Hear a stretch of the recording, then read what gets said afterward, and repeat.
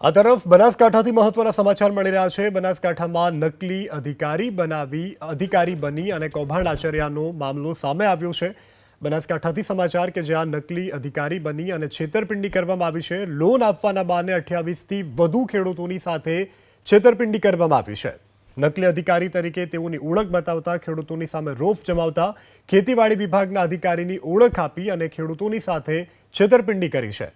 તો બનાસકાંઠામાં લોન આપવાના બહાને ખેડૂતોની સાથે છેતરપિંડી કરવામાં આવી। 28 જેટલા ખેડૂતો છેતરપિંડીનો ભોગ બન્યા છે। ખેડૂતો પાસેથી 10.68 લાખ ખંખેરી અને આરોપીઓ ફરાર થયા છે। આરોપીઓ ભાવનગરના હોવાનું પણ પ્રાથમિક તપાસમાં સામે આવ્યું છે। તો બનાસકાંઠામાં નકલી અધિકારી બની અને છેતરપિંડી આચરવામાં આવી અને આ અંગે બનાસકાંઠા પોલીસ મથકમાં ફરિયાદ પણ નોંધવામાં આવી છે।